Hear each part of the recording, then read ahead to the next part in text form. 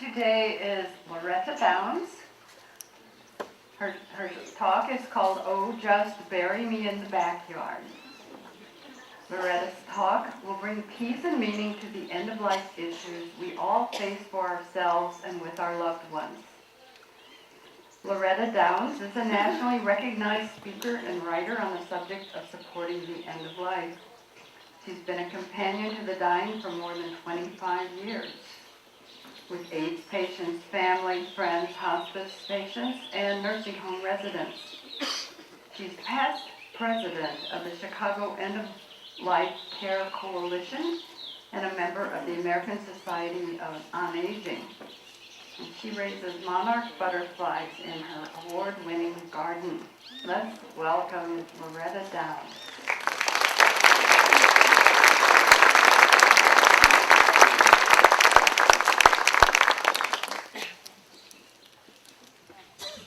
Okay. Hi, am I connected? Are we connected? Wow, this is great. Thanks for coming out to listen to me talk about death and dying. I have friends who won't invite me to dinner anymore. She's going to ask about those advanced directives. Did we do them yet? Yeah, which I carry around in my car, getting to my dentist and the grocery store people. I am so grateful for being here today, not only because I live in Chicago, and I would much rather be here today. 60 inches of snow on the ground. But I am in an open circle of the Olympians of aging. I mean, we are champions. We have received the gift of accumulated years and are showing people what a good thing it is and how to live well. This is fabulous. And we really are a revolutionary front. You know, it's not only that 15% of the population is now over 65. How many of you are under 65? Oh, actually, I got a couple months ago. Yeah, okay. Not many, right, more than that here. What an amazing collection of energy and stories and people. And you know, we have this gift of years, but no matter how you count it, we're all going to one day have to write that last chapter in our stories, right? You know, the history of dying is interesting because for millenniums, human beings were born, that first miracle we all get, and we died pretty quickly. You know, we get an infectious disease or we get injured, damaged, and we didn't die very slowly. But what's happening today is, medical technology is giving us all this wonderful stuff. I just had a medical incident, and I let them put all kinds of chemicals into me to stop the pain, and it worked. You know, I did things like, I read all the labels, and all of a sudden I was laying there passive and said, stop this, right? But it worked. But I'll have more things happen to me, I know that. And one of the things that's transitioned in the way we're experiencing the end of our lives is that families all live together. I mean, you're a perfect example. How many of you came down here with your children? No, right. So, and even at home, your kids probably a lot of them don't live in the same state anymore. So in those old days, when someone got sick and started dying, the women in the family and the women neighbors in the community came over and cared for us. Well, that's not happening anymore.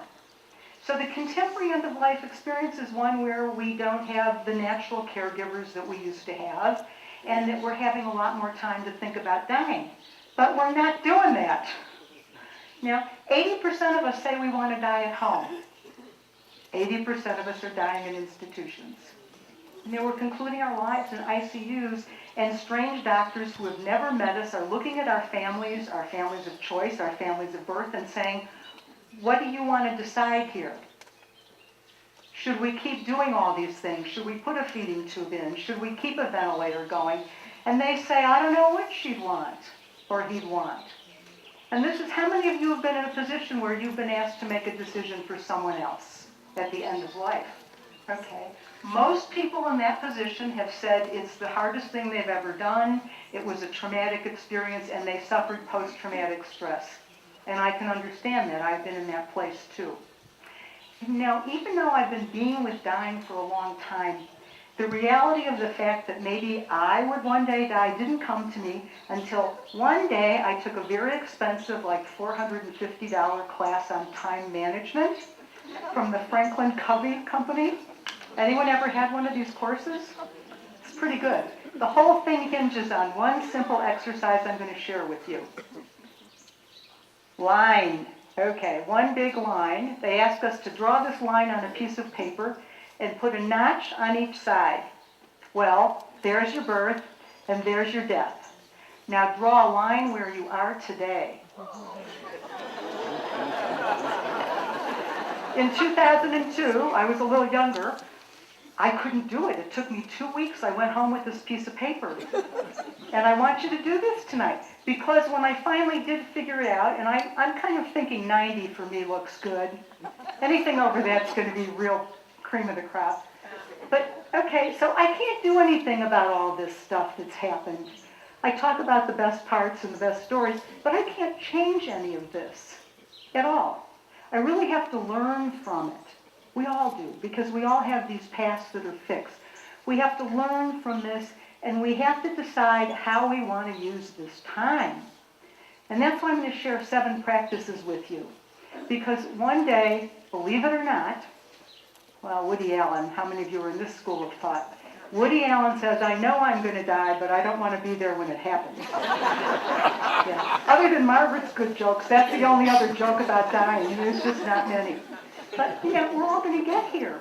And we, in particular, this cream of the crop, we're used to being in control of things. We're very independent. Autonomy for us is essential. And this is one of the places that we're letting go of all of our power until now, because there is a global revolution going on. And it's not just among elders. Young people are getting on board because they're watching their grandparents and their parents have tremendous suffering and pain at the end of life that could all be diverted, or much of it could be diverted, if we did a couple of things. And one thing is if we practice accepting the fact that we're all impermanent. I'm changing all the time. Like right now, I knew I got old when I started keeping Kleenex in my sleeve. Not that I started having a runny nose, but the Kleenex in the sleeve like my nuns used to do. But I'm changing. This isn't the body I had 5 years ago, and I'm not going to give you details. But it's the same, I'm not. And it's going to keep changing. And I'm so excited about it because I see this as an adventure.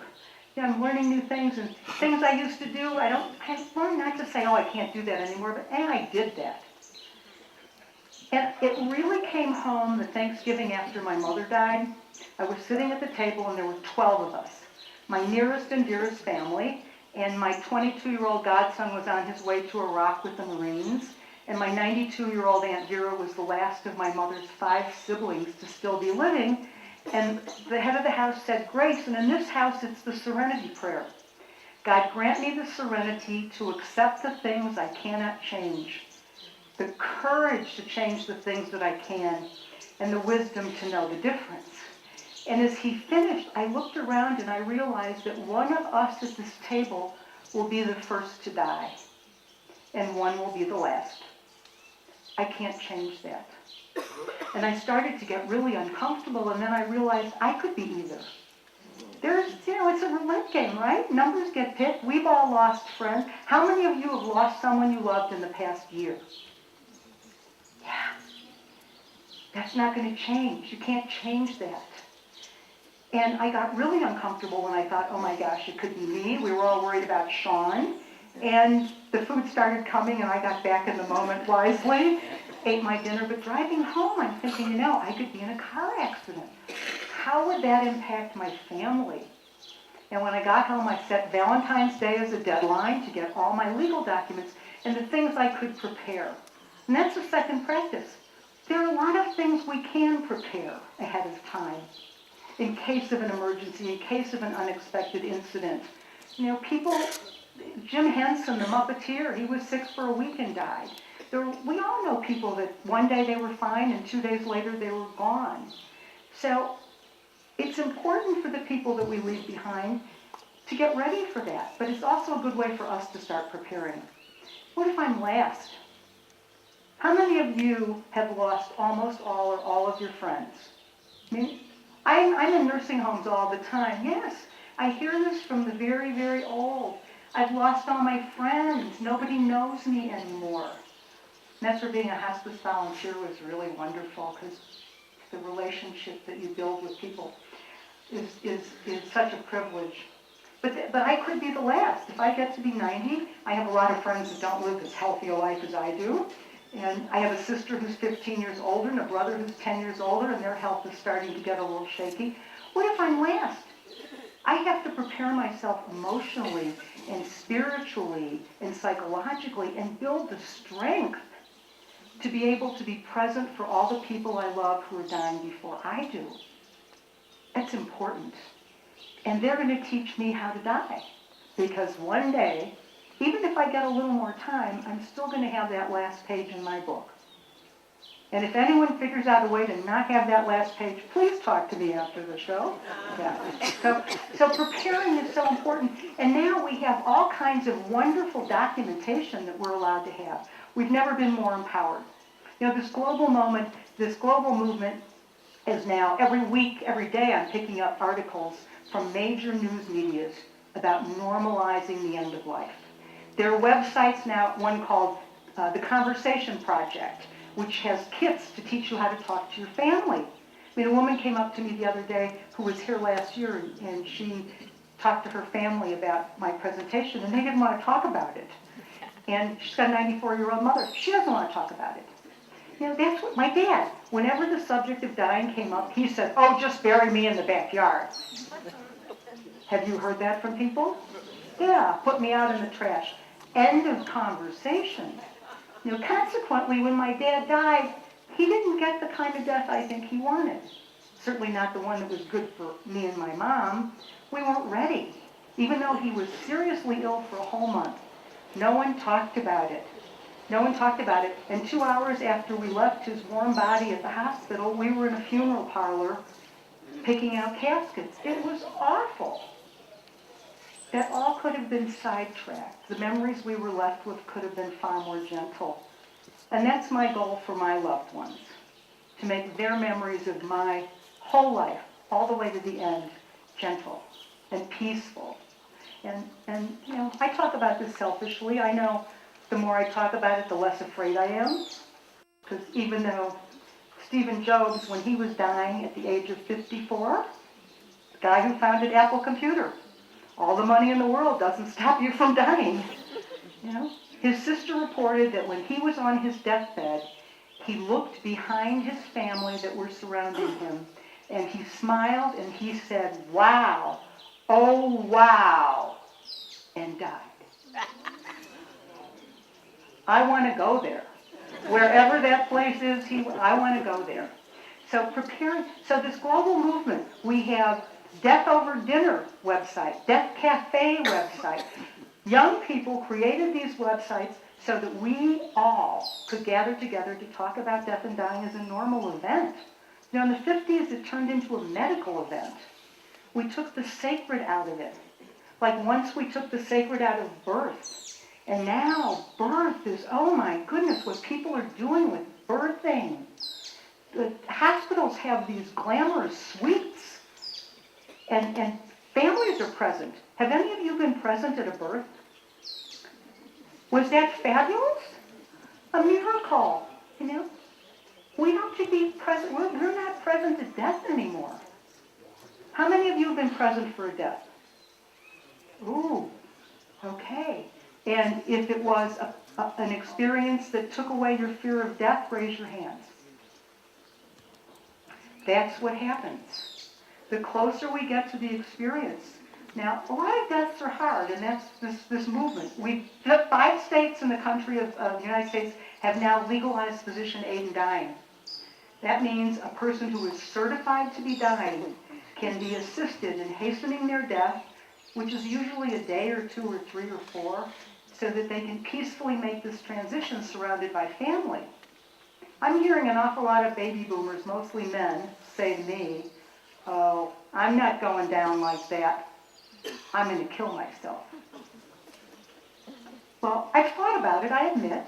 I thought if I get this or this or this or this, I'd like to shorten it. But you know what? That would be so unkind to my loved ones to leave that kind of a mess behind when we have the next practice, and that's understanding what palliative care and hospice is all about. You know, we don't. In 2000, Bill Moyers did a big television special, and it brought hospice awareness to the country. At that time, there were 450 hospices in the country. Now there are 10 times that. And there are like, I think actually 5,300 hospices operating around the United States. And it's the same in Canada. It's happening, and now there are hospices operating even in Africa, because we're seeing the benefit. You know, palliative care is a medical specialty that you bring in when the burdens of the medical treatment that you're getting outweigh the benefits. That's the turning point. You know, if it's chemotherapy or dialysis or another test, uncomfortable test, or another surgery, you have the right to say stop and transition your care into another option, which would be palliative care, you know, comfort care.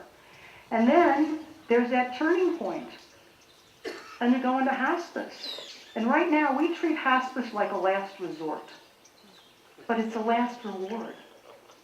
38% of all hospice patients in the States are in hospice for 7 or fewer days.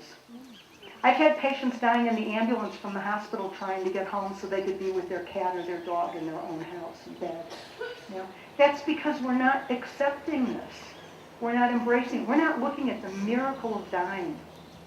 And in order to really see this, we need to be sharing the journey with people who are doing it. How else do you learn? Now, I came here to Ajijic for the first time because I had friends who were living here. How many of you followed a friend here? Yeah, it's a lot easier than planning your own trip, right? A lot easier. Just show up. We'll be here for you. Here's a list of restaurants. Yes.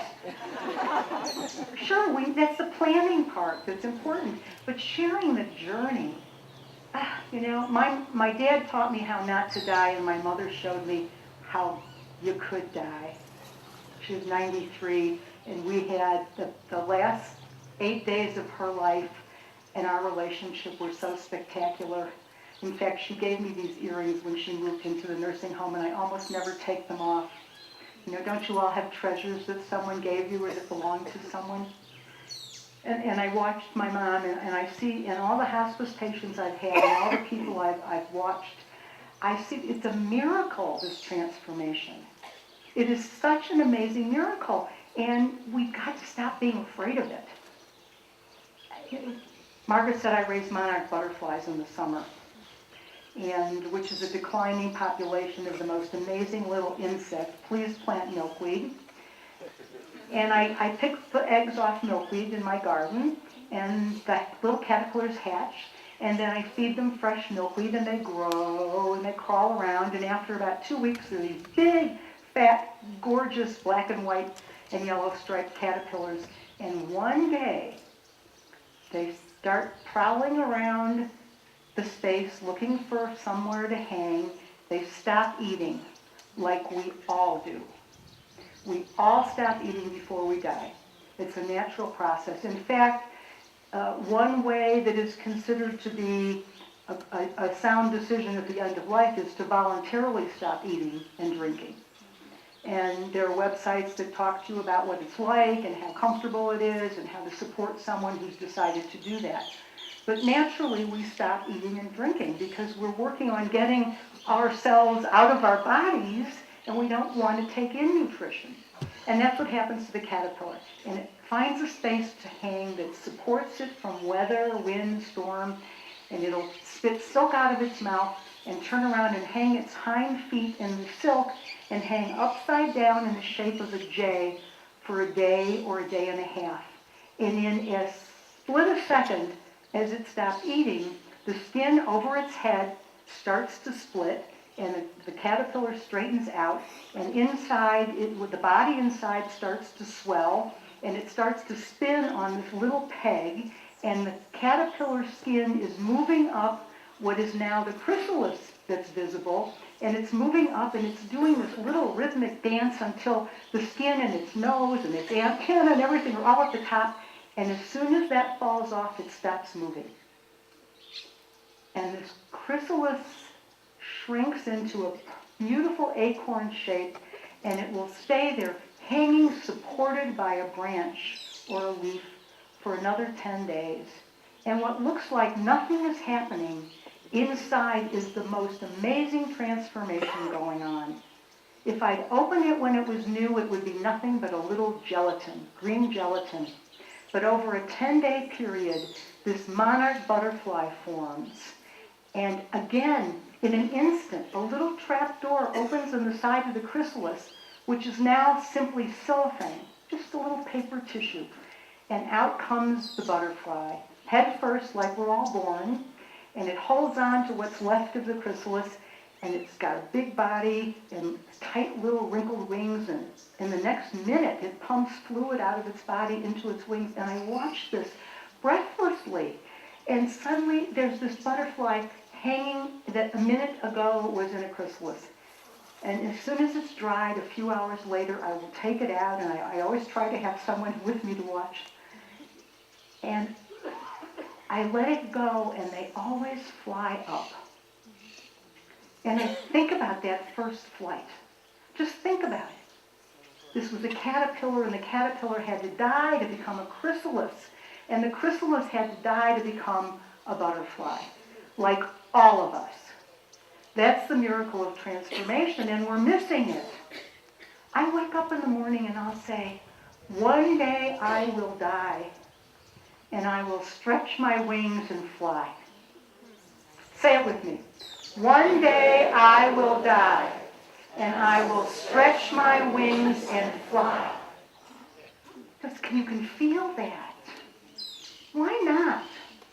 We believe a lot of things about what happens after we die. And from what I've seen, that's the one that makes the most sense. It does. So sharing the journey, and then we have to learn to let go. You know, we have to let go. Why? We do. And often the people who love us the most have the hardest time of letting go. We've all been there. I didn't want my mom to die the day she died. I wanted more of her. Absolutely. We all do. And that's why we have to practice letting go now before we have to let go of something hard. You know, and I tell people, start with your closets and your drawers and your garages and your basements. All those things we're holding on to that serve us, don't serve us anymore. We don't use them anymore. Now, I think in this group, many of you have already let go of things, right? Right. Getting to the kids, sold them, whatever. I came down here with one big suitcase for 2 months. That's pretty amazing. Yeah, I think I'm proud of myself. And before I left, I actually did clean out my basement. But being here for these weeks and talking to many of you and experiencing the simplicity of life in this beautiful town, I'm going home and I'm going to reduce my life some more. I'm going to clean out pictures that I haven't looked at for 25 years. I've got birthday cards I've been saving in a drawer. I've got, and things, clothes I haven't worn for ages that should be recycled. So we really need to be practicing that, because for me, one day, my eyes are terrible. I may have to let go of my eyesight one day. I may have to let go of my ability to walk as fast as I do. There are all kinds of things that I know I'm going to have to let go of before I ultimately lay on my deathbed and have to let go of my body. And I hope by the time I get there, I'm ready to let go of my body. Because this is something we're all asked to do in terms of serving the loved ones who support us and serving ourselves. And it's hard. And what happens when we let go? The other thing, at the end of life, I've seen this. When someone really needs to get out of their body, there is someone saying, don't give up. Don't let go. Right? It's natural, because our lives change when somebody we love leaves us. And it's all, we don't get to practice this. I lost my mother once, my father once, a spouse once. We don't get a lot of practice at this. That's why these practices of behavior changes and attitudinal changes are so useful. But when someone needs to go, there are 4 things we need to say to them. And I have made 4 best friends since this is my 3rd winter here. I've made 4 best friends. And the first year I gave a talk, I said I was here writing about end of life. Would anyone want to talk about it? And Rosemary Deneen raised her cane and said, I do! And she grabbed onto me and we started talking, and we have become best friends. We email almost every day. We're not here, and she's been wonderful. And when I come back next year, I may not come back next year. Next year may be my end. This year may be my end. I don't know. My friend Susan gave me this blouse, which is one of the reasons I wore it today. 2 years ago, she was 64, the age I am now, and she was in perfect health. But today, she's coping with stage 4 cancer with a very uncertain life expectancy. So even though Rosemary, who's 81, and teaching me how to be 81 with a cane and bad ears and bad lungs, and how to do it with grace and courage. We need role models. I'm seeking role models. We all need, even the very, very elderly of all you, you need role models for how to live and how to die. And one of the things that I want to say to Rosemary, and I'm doing this so you all see that it's not easy, but it's not hard, is that Rosemary, I love you. And I want to thank you for being in my life. And if there's anything I have ever done that hurt you, I'm asking you to forgive me. And you haven't done anything, but if you think you have and I need to forgive you, you've got it. And I want to say those things to you before we have to say goodbye. Thank you. You need to do that. 4 things we have to say before goodbye. When my dad died, I walked out of the hospital room and they didn't tell me he was dying. I never got to say those things. My grief plan was martinis. I had all this burden on me of, why did I walk out? He died alone. Why did I walk out? He died an hour after I left. Burden. I felt so guilty I'd done something wrong. And then I didn't say all those things. So I drank for a few years. And when I finally stopped drinking, I went on the chocolate grief plan. I was about 25 pounds worth, and my friends started to worry about me. And somebody said, why don't you get into therapy? And I got into therapy, and my grief, it was like, write a letter to your dad. Tell him all those things. And finally, I realized if he wanted me there when he died, he would have waited. Don't ever feel that you did something wrong in this. We do the best we can, and we're almost always operating in a crisis. So from this side, this healthy side, when you can plan ahead and take care of things, let's try to diminish the crisis management that we have ahead of us. That's like talking about it and having these conversations and normalizing what we're doing. In grief, rituals. The funeral industry is completely changing because 44% of us are now being cremated, and then people are saying, I don't care what you do with my ashes. Please tell me what to do with your ashes. I've got a friend who kept her brother's ashes in the trunk of her car for 2 years. Driving them, she said, he saw places he'd never seen. Okay. We adapt to those things. And the beauty of all of this planning, you can change your mind as long as you've got a mind and you're still alive. You just change it. I'm on my 4th power of attorney for health care in 10 years. And she is about to move to California, and I'm going to have to pick someone else to speak for me if I wind up in a critical condition and can't speak for myself. But I'll find somebody. It's an important thing. So we have to let ourselves grieve. We have to figure out ways to create rituals, which we're losing. And this is where the cream of the crop, the Olympians, those of us who have learned to live well with advancing age, can create all these new ways of looking at life through its conclusion. And the last practice to help us do that is sourcing gratitude. How many of you already practice gratitude? Yes. Scientists are doing studies, they're getting paid to do studies on thankfulness and gratitude. Believe it or not. It's true. And what are they finding? People who live with thankfulness and gratitude are happier and healthier. Duh. They could have paid me to tell them that. It's true. It's important that we do this. And some people are keeping gratitude journals, just 1 or 2 or 3 things a day, writing down what you're grateful for.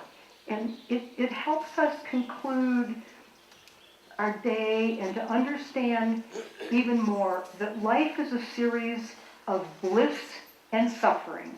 Bliss and suffering. Bliss, right? Okay?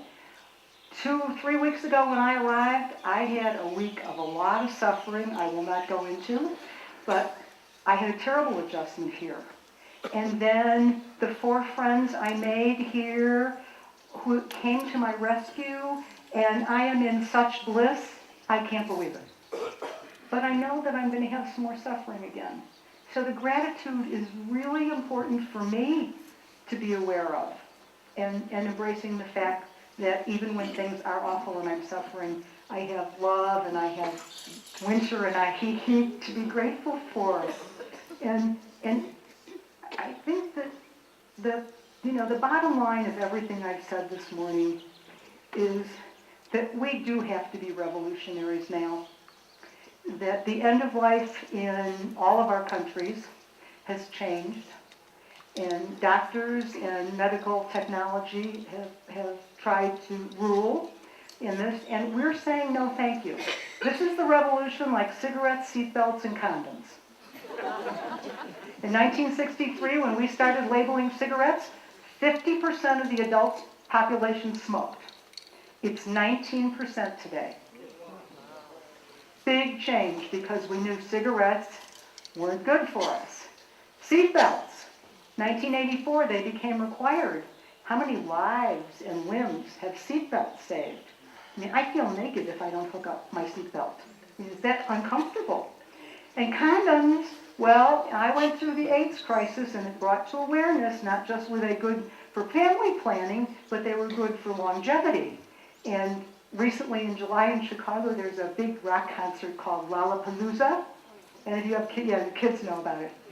And on the lakefront, it was a beautiful weekend. I was walking on the lakefront. I was not at the concert. I was walking on the lakefront. And there were those airplanes with signs going by. No, and there was a Sony, and there was a ski company, and there was Trojan condoms over Lake Michigan. I said, oh my gosh, now I know I'm old. And the same with the birth movement, where we have these amazing choices for how we bring the next generation into this world. And now we have to be the revolutionaries to bring that same support of the chrysalis stage of our lives and the same support of our very sick and dying that we give to those who are born. And we have to create that. And we have been an example to our contemporaries, to children and grandchildren, and that huge baby boomer boost that's the 50s, the 50-year-olds are the biggest population span ahead of us. We need to show them not only how to live well, but how to die well. And I'm going to leave you with a quote. Actually, I'm going to leave you with 2.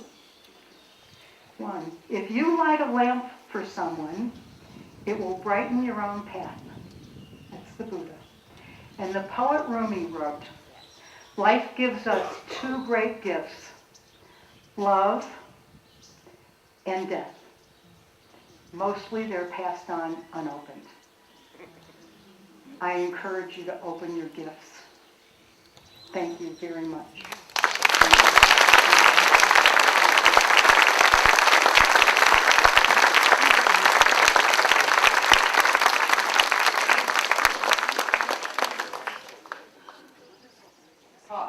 Wonderful talk.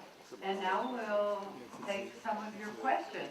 So please raise your hand and they will bring you the microphone and wait for Jim. Hi, mine's not a question, more of a comment.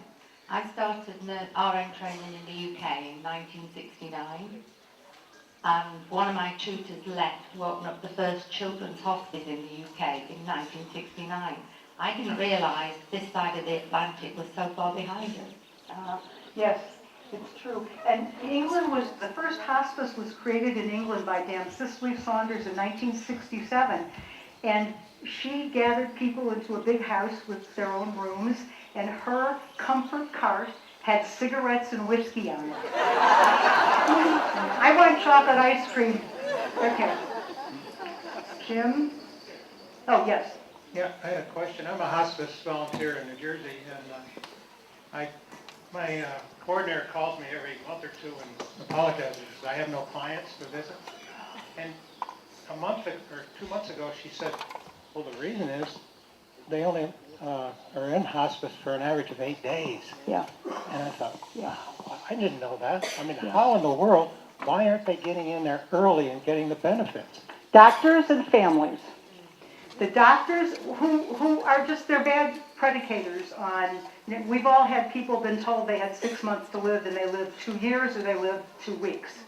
It's a very difficult predication until someone has stopped eating and they enter the imminent stage of dying.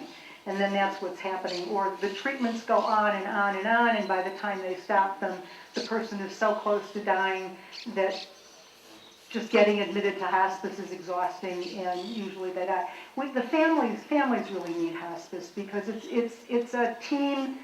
It's a team effort, and it supports the family as much as the patient. Whereas the medical system is all about the doctor and the patient, and not supporting the family. But that is an issue. And there's an organization called No One Dies Alone. I would like you to think about creating this kind of volunteer group here in Ajijic, and I'll provide you with the link for it. Yes? Is it possible that you say a few words about the Neil James legacy? Yes, I would be glad to. Legacy, which I'm talking about leaving a legacy of a good death, but there is the legacy of your stuff, which we all really need to think about. If you've got stuff, you need to have a financial will just in case, and you can always change it. And this wonderful Lake Chapala Center will take your bequest, and all you have to do is go to the office and talk to them. Here. A good friend of mine from high school, I believe, was influential in starting the hospice movement in the United States. I'm not sure if I know her married name correctly, but it was Bobby Lyda or Roberta Lyda Page. Do you know that name? No. She was a nurse, and, well, I saw her again at many reunions, and just wondering. Thank you. Now, the early hospice first came to the States in '74. And it was mostly volunteer hospices. It started in Connecticut, but people got on the bandwagon pretty quickly. Yeah. But by 2000, and then in 1984, Medicare made it a paid benefit. So Medicare pays for hospice, and of course in Canada, hospice is part of your health care program. But we need it earlier. You need more than 7 days to get used to dying. And when somebody gets pregnant, the little stick goes pink. I said, oh, we've got 7 months to plan for this birth. And one of the things that going into hospice allows is all of it. People go, oh, well, we've got to start doing what we need to do. Let's say those 4 things to each other. Let's start doing memory books. Let's do a dignity exercise about your life. Let's put meaning into this whole last chapter. Yes? A quick comment on your gratitude. I'm sure you know this quote, pour me, another one. Yeah, well, that's it. Yeah. Well, there's always, a loaf of bread. All my problems are problems of abundance. They're problems sometimes. Had a computer stolen, had to buy a new thing, but they're abundance. They're problems of abundance, and I am so grateful for that all the time. You can probably detect that we're very dog-oriented and cat in this community. Are there hospices that allow the pet to go in with the patient? Absolutely. Oh, yes? Yeah. First of all, hospice has two focuses. One is to have you die at home, surrounded by your familiar things, in your house with your loved ones who can be there at will when they want to. And the second is to provide those same services, whether you're in a nursing home or if you need extra care and really don't have a caregiver to watch over you, that you can move to a hospice house. And a lot of nursing homes now even have resident dogs and cats. There's this whole change about how we care, really support the end of life. And there are veterinarians who are offering pet hospice care now. Well, they'll come to your house, and the whole discussion of euthanasia has changed for humans as well as animals. My daughter's a hospice nurse, a job which she absolutely loves. She loves the patients, and she says the best thing about them is that they accept their dying with such graciousness. She says it's wonderful. It's the families that are the problems, because they will not accept the fact that their loved one is dying, and the dying one is like, I'm good with this, let me go. But the thing that she has emphasized and has really got on my case is, Mom, is what you said, clean out your closet. She says, get rid of all that stuff. Of course, she has made me promise she gets all the jewelry, but she doesn't want the clothes, they're too old-fashioned. But just to reiterate, I've actually started culling through, because it's the worst thing to have to clean up after someone you love. But I have to say, she is such a convert, especially since she's a nurse, that she says, dying is beautiful. Thank you. Yeah, the hospice workers are pretty amazing people. You don't stay in hospice if you're not really. It's a vocation and a mission for people who do that work. Another question. Over here.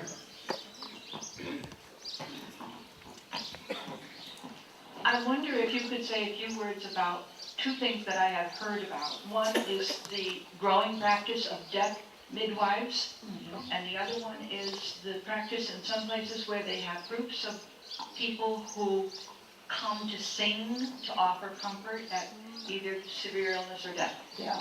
The singing is the Threshold Choir, which is an all-volunteer organization, and it's almost all, I think it's all women, just happened. And they come and they sing a cappella at the bedside of the dying. And they will sing songs of the period, they will sing favorite songs, and music therapy is part of hospice care. And I have seen a music therapist playing a guitar, helping someone regulate their breaths and take their last breath on the right note. And for the family gathered, the hospital, it is so beautiful. I had a friend who told me that when she was little, her father used to sing "You Are My Sunshine" to her, and when he was dying, she sang it to him. And that's the memory she holds for her life. And someone will sing to her, I'm sure. Just one. Yes, what's your position on legalized euthanasia? I will answer that, but I forgot to answer your first question. The midwives. Again, hospice volunteers are sort of the first part of that, and hospice caregivers, but there's an organization called Doulas for the Dying, and there are midwives for the dying, and these are people who study various, the whole aspect of dying and how to help us how to transition.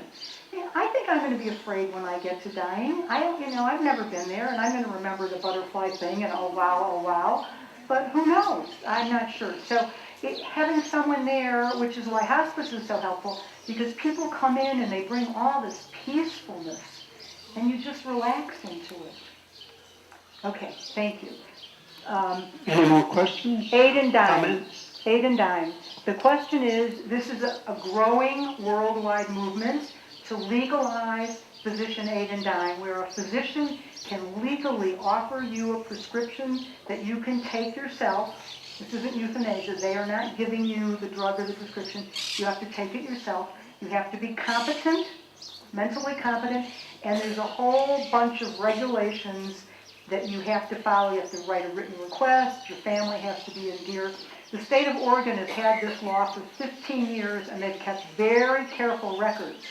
And last year, 122 people in Oregon asked for prescriptions, and only 71 used them. The rest of them died with the drugs in the drawer. But having that fail-safe gives people a lot of comfort. And again, your family's there with you. It's something that's a shared journey versus not. And we're going to see more states that are going to regulate this along. My daughter is a psychologist, and I asked her about this. And she said her understanding, which may not be universal, is that a lot of these people who sign up for this are handicapped in some way. And what they want is control. They want to be able to die when they're ready and not have to fight for it at the end.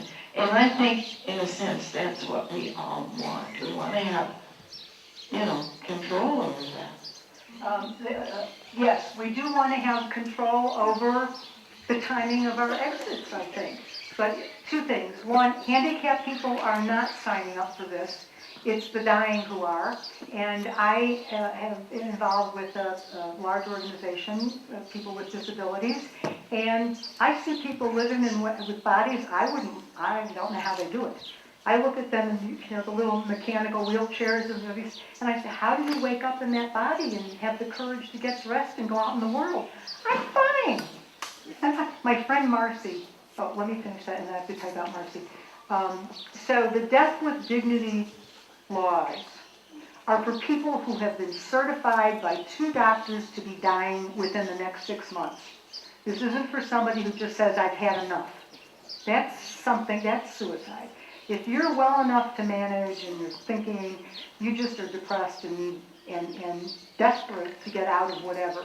But a person who's dying knows what's ahead of them and wants to shorten that time. And when you're ready, you're ready. And it would be moral and right to have a professional person help you shorten that time and ease your way out. My friend Marcy lived in my mother's nursing home, and she had Parkinson's for like 15 years of real disability. And whenever you asked her how she was, she'd say, I'm fine, and she meant it.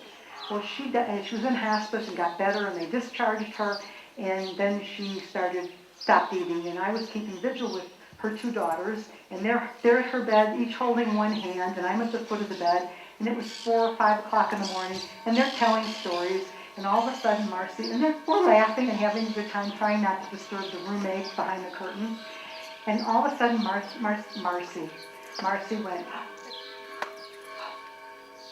and she was gone. And her daughter Chris looked at her and said, good job, Mom. They had balloons next to her casket. They were so happy for her that she had finally left that body. I'm wondering how we deal with this with Alzheimer's. My mother died of Alzheimer's. We had the conversation when she was, way before she was no longer competent, and she didn't want any intervention. My sister is just in the process of being diagnosed with Alzheimer's, and she and I have had the conversation when it was not on the table of her having Alzheimer's, that she doesn't want to die, like I don't want to. I've told everybody, please, I want a way out. Wouldn't want to go out through Alzheimer's. So all these new laws don't help with Alzheimer's, and this is a big way that people die. Many, many people. Yes, I'm actually involved in a family. So then what? Thank you for that. I'm involved in a family situation right now. It's very important. First of all, when we're talking about dying when we're healthy and preparing advance directives in case of an emergency, selecting that person you trust to speak for you and thinking about how you would not want to live in case of serious illness. So we're a little less uncomfortable with it. As soon as you're diagnosed with anything that is life-limiting and potentially terminal, heart disease, Alzheimer's, kidney disease, all those, the big top 10, it's the time to start talking about it. And it's very difficult when you lose your mental capacity. The way we care for people at the end of a disease, of a dementia, has to change. Very often people who have dementia don't want to eat, and we force them to eat. And if we have this conversation early on with them, that when they don't want to eat, we don't make them eat. If they're hungry, always offer food and drink, and if they say no, let them not. And if there comes a point where they really don't want to eat anymore, you call hospice and you get support for them, you get palliative care, and allow them to go out naturally not eating and drinking. Now, some people will forget that, and they'll just keep eating. I know people with Alzheimer's that they'll eat every dessert you put in front of them. And then we have to make the adjustments. We have to adjust to this change in the person we love and figure out ways to support them and keep them comfortable Never mind the mammograms anymore. Stop the mammograms. The doctor says she's got pneumonia. Don't give her antibiotics. If she needs medications, you evaluate really carefully what those medications are going to do. How long is that? This is part of the letting go. Why am I taking Aricept? It's not doing anything. Or why am I going in for this medication or this test? So letting go of aggressive curative treatments at some point is one way to also shorten the time. Good luck. Love her up. Just love her up. Hi. I have a question about what happens once it's all over. You talked a little bit about letting people know what you want done with your ashes. But do you have any information about donating the body to a teaching hospital? I understand there is one here. I don't know about here, but would LCS be able to help with that, organ donations? But what is happening, organ donations are really important, and there are limits on age and how healthy you are before they'll... Teaching hospital. Teaching hospital. Yes, there are organizations that take donations, I know in the States and in Canada, specifically to be used for medical study purposes. You might want to Google that, but I don't know about here, what would come up here. But the whole after death, the organ donation is really important. I have a friend who works for Gift of Hope, and he tells me, well, for one thing, the biggest source of their donors are motorcycle drivers. And the other thing is that, how many families are in this shocky crisis. Somebody they love has been in a car accident, and they don't know if sharing organs would be offensive or a gift. So that's another thing to talk about. Generally speaking, in those areas that permit assisted death, about how long ahead of time can you fill out all the paperwork and so on, so you don't have to worry about it when you can't ride anymore? When you've been certified by 2 doctors, you can make the appeal. And in Oregon, 98% of the patients who have applied for the medications are in the care of hospice. And one of the big concerns is being a burden on their families, even beyond the pain. And I think we can all understand that. But we need to learn to receive better. We're all good at giving. We're all right up there. Here, I'll give you, here, have this, let me open the door, let me feed you, we're great at giving. But especially as we get older, don't help me. No, I'm not going to use that cane. Oh no, don't do this. Don't come over. I'll be fine.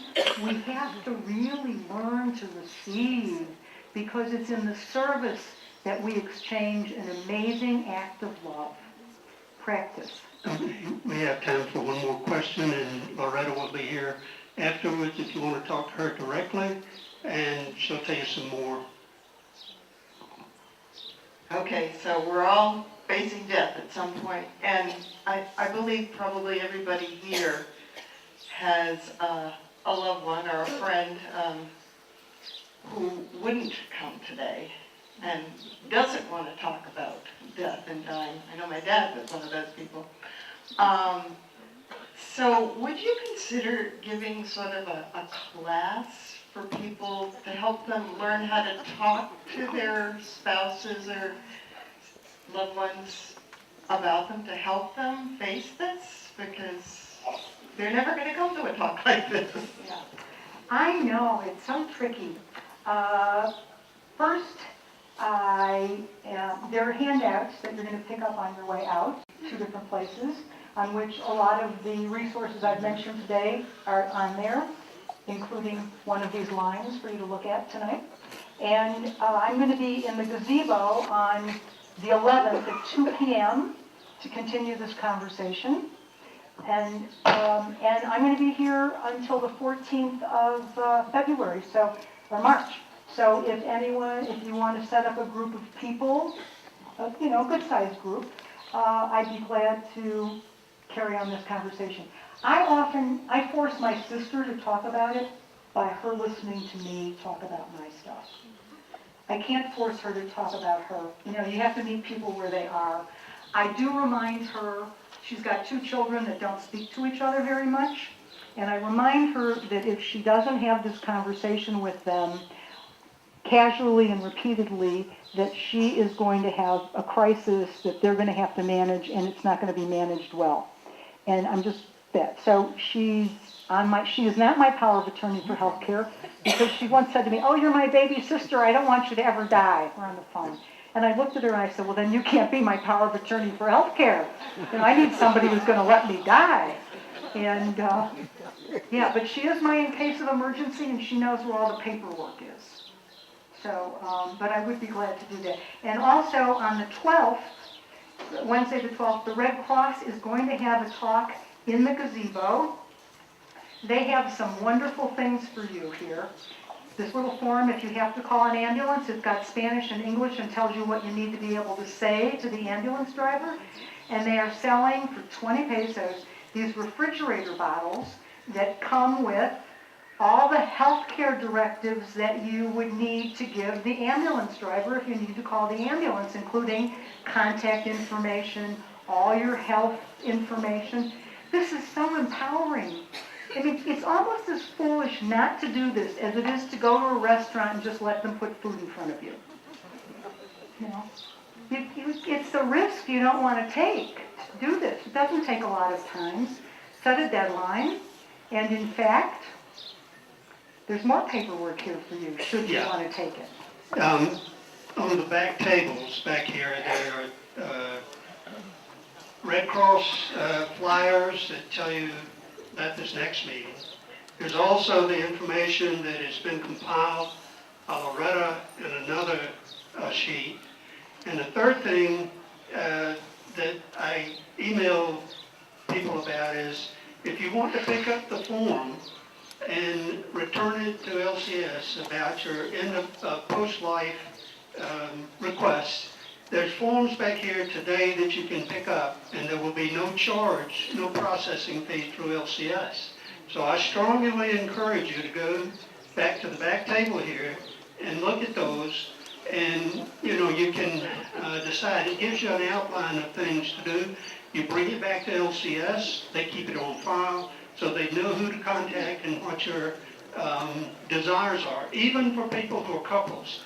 Sometimes there's wrecks, everybody dies perhaps. But anyway, they're back at the table. There's some forms here for the Red Cross and for Loretta's contact information here under the tree also.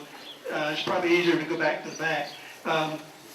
For those of you who wish, Loretta is going to be going to the Peacock Garden, and if you want to find out more or social or interact, Peacock Garden, a couple of free blocks away. Thank you. Thank you. So, revolt, revolutionaries, right? We're going to lead. We are the leaders now. We have a big responsibility to do. And the moral of the whole story is, before you take flight, have a lot of hugs and a little dessert every day. Thank you.